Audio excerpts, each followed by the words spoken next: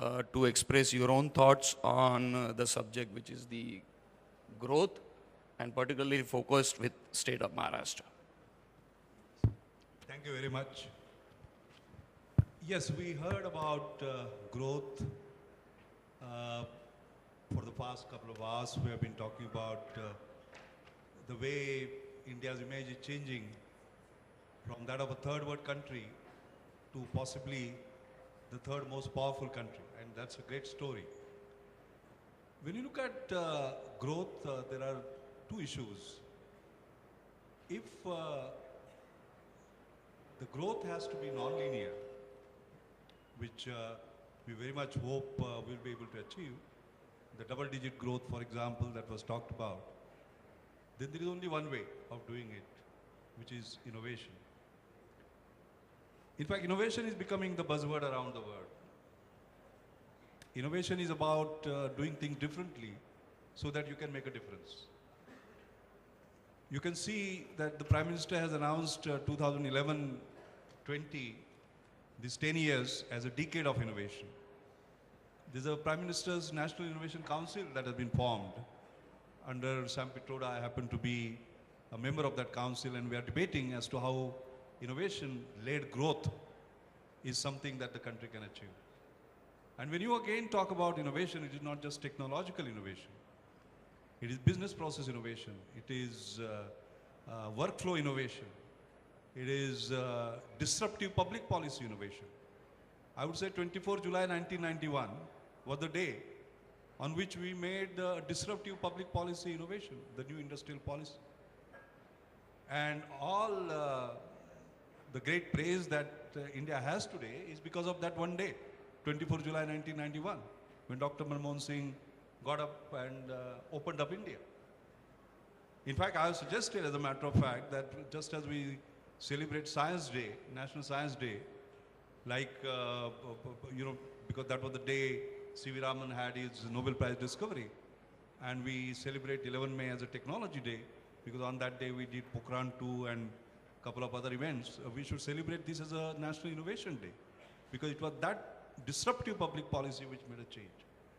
And I do believe that we require what you might like to call as a national innovation ecosystem that we need to create, and particularly in Maharashtra, I believe there's an enormous opportunity. We can achieve that $1 trillion, provided it becomes an innovation-led growth. What does it take to make it happen? I just landed in the morning. I was in US, and I was attending a meeting of Microsoft External Research Advisory Board. And when one was sitting there, one could see the influence a young man called Bill Gates had in creating a great enterprise and creating wealth, because innovation creates wealth. Innovation converts knowledge into wealth. And how did he do it? In fact, I was just sharing with Anand Mahindra an evening that he and Nandan Nilekani, myself, and 2-3 others, we had a dinner with Bill Gates, 12 November, if I remember correctly, 2009 was the date. And I remember at that time, he's mentioning something that he spoke in Harvard University, where he was given an honorary doctorate. And he declared himself as the most successful dropout from Harvard.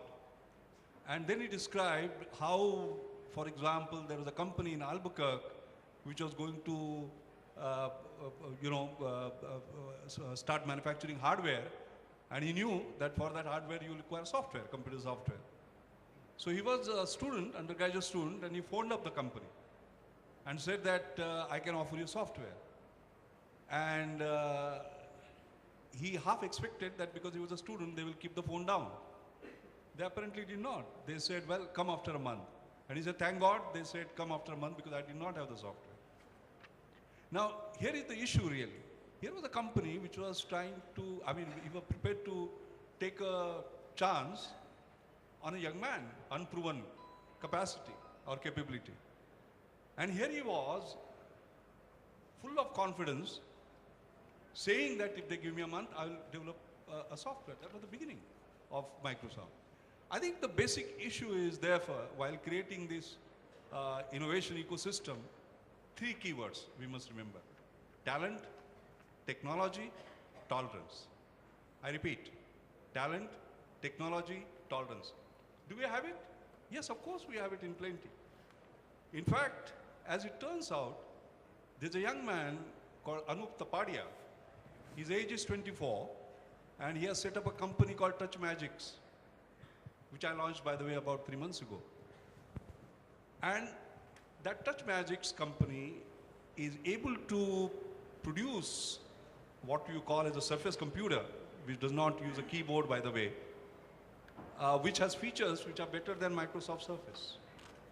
It's incredible. I mentioned this in the Microsoft meeting, and they were amazed, as a matter of fact. In fact, if you just go home tonight, just put Touch Magics as words, you will see a film which shows actually the product that young man has created. Age, just 24. Abhi Golab in Pune, again, a young man of 30, Optra Systems, offering digital healthcare solutions to the world. A young man like Girish Wagh actually led the entire team which created Nano. 30s. Young man in his 30s, leading sort of a team and creating a sort of a world-class product. So I believe all that talent is up there. Technology is the means for growth, but what you require is also tolerance. Tolerance for risk-taking, tolerance for ambiguity, as I mentioned. And I think if these three factors are brought together, which Maharashtra has the power to, I just talked about the Abhi Golabs of this word and Anup Tapadiyas of this word, but let me also tell you about another challenge that we have. Speaker after speaker, and I'll make this point and stop, talked about the fact that you must have inclusive growth. Now, how do you have inclusive growth without inclusive innovation? How do you take care of those 4 billion people whose income levels are less than $2 a day? So how do you make things which are available, affordable, accessible to them, basically? And in order to do that, you have to look at not just getting more from less for more profit, but also more from less for more people. How do you create that? How do you create the nanos of this world? How do you create, let's say, the chotukuls of this world, a $69 refrigerator? How do you create products whose performance will be very high, but whose price will be very low so that people can afford it? And then it can be absolutely transformative.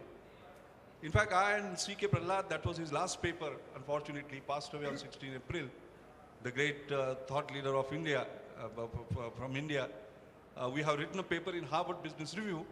It is called Innovation's Holy Grail. It appeared in July, August of Harvard Business Review, where we have taken India as a country which actually, because of the fact that they have scarcity on one hand and aspiration on the other hand, it turned out to be a deadly combination, scarcity and aspiration when they come together, and how we have created things which are cheaper but far sort of better. And people now talk about reverse innovation. Jeffrey Merritt of General Electric has talked about a reverse innovation, again a paper in Harvard Business Review. Why does he say that? Because he found that GE Medical team, GE India, a medical team in India, was able to create an ECG machine which was as good as the best in the world at a fraction of the cost. And suddenly they found that it has market in the US.